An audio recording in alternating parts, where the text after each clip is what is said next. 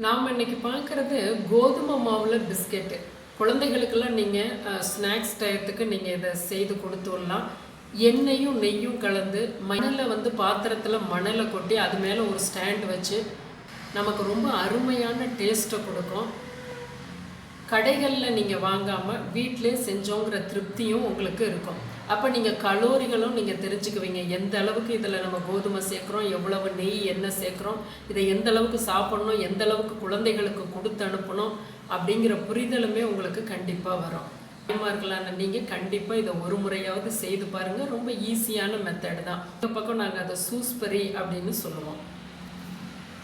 அருணா சமையலறை சேனலை சப்ஸ்கிரைப் பண்ணுங்கள். உங்கள் குடும்பத்தார்கள் மொபைலில் கூட நம்மளோட சேனலை சப்ஸ்கிரைப் பண்ணி வைங்க. 1 கப் கோதுமை மாவு எடுத்துக்கிறோம். இது 200 கிராம். 1/2 கப் சர்க்கரை. இதை நைஸாக அரைச்சிட்டு ஒரு பவுலில் போட்டுக்கலாம். அதுக்கு 1/4 கப்பு எண்ணெயும் நெய்யும் கலந்து எடுத்துக்கிறோம். நீங்கள் முன்ன பின்ன எப்படி வேணாலும் எடுத்துக்கலாம். ரீஃபைண்ட் ஆயில் தான் போட்டுக்கணும். 1/4 கப் நான் ஒரு 2 டேபிள் ஸ்பூன் நெய்யும் மற்றதுக்கெல்லாம் ரீஃபைண்ட் ஆயில் போட்டுக்கிட்டேன். இதை அந்த சர்க்கரையோட கலக்கிறதுக்கு முன்னாடி ஒரு பாத்திரத்தில் மணலை கொட்டி ஒரு ஸ்டாண்டை வச்சு மூடி வச்சுருவோம்.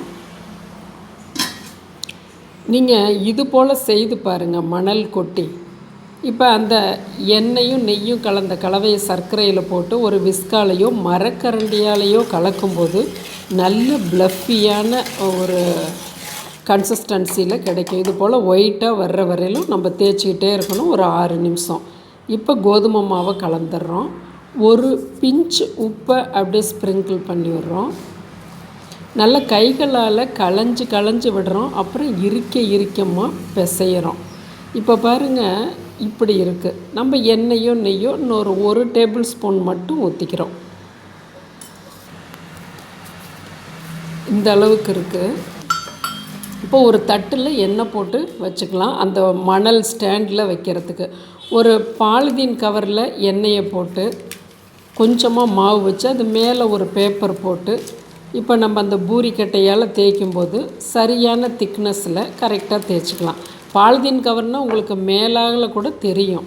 நல்லா இப்படி ஸ்பூனால் அப்படி கொஞ்சம் சமன் பண்ணி விடுறோம். திக்னஸ் இப்படி இருக்குது.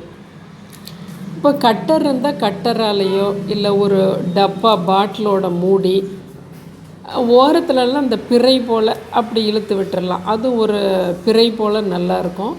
எண்ணெய் தடவின தட்டில் அப்படியே நம்ம தோசை திருப்பியில் கொஞ்சம் எண்ணெயை தடவி அதை எடுத்து தட்டில் ரொம்ப கொசன்னு வைக்கக்கூடாது. நல்ல இடம் விட்டு வைக்கணும். அப்போ தான் நல்ல கிறிஸ்பியாக வேகும். இந்த இடத்த நீங்கள் அண்டர்லைன் பண்ணிக்கணும். இப்போ நம்ம அந்த 1 கப்பு மாவு எடுத்ததை 3 முறையாக நம்ம வச்சு எடுக்க போகிறோம். 6 பிஸ்கெட்டாக 10 நிமிஷம் அது ப்ரீஹீட் ஆயிடுச்சு. இப்போ அந்த தட்டை வைக்கிறோம். புல் பாத்திரத்தோடு ஒட்டக்கூடாது தட்டு. இப்போ 10% ஃப்ளேமில் இப்போ நம்ம வச்சிட்டோம். ஏற்றி விட்டுருக்கோம் 10% ஃப்ளேம். அடுத்தது இது போல் கூட நீங்கள் இப்படி செஞ்சுக்கலாம். அது போல் பரப்பி கட்டர் போலெல்லாம் வைக்காமல் பாருங்கள், இப்படியும் வச்சுக்கலாம். நான் இப்படி வச்சுருக்கிறதுக்கு 3 தடவை வைக்கிற மாதிரி வரும். பாருங்கள், இன்னொரு 6 பீஸ்க்கான உருண்டை இருக்குது.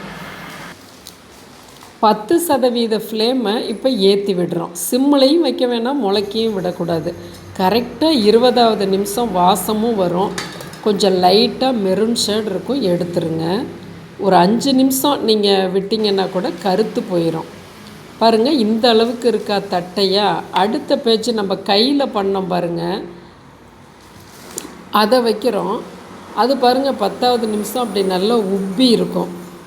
உங்களுக்கு எந்த மெத்தடு பிடிக்குதோ, ஃப்ளாட்டாக பிடிக்குதோ, உப்பி இருக்கோ எடுத்துங்க. இதையும் பாருங்கள், அடுத்த செட்டும் நம்ம எடுத்துட்டோம். ஸ்பூனால் அப்படி ஷேக் பண்ணும்போது தனியாக வந்துடும். இப்போ நம்ம உடச்சி பார்ப்போம். பிஸ்கட் செய்கிறதுல உங்களுக்கு எந்த இடத்துலையும் தவறுதலே வராது. உங்கள் குழந்தைகளுக்கு உடனே செய்ய போகிறீங்க, அப்படி தானே?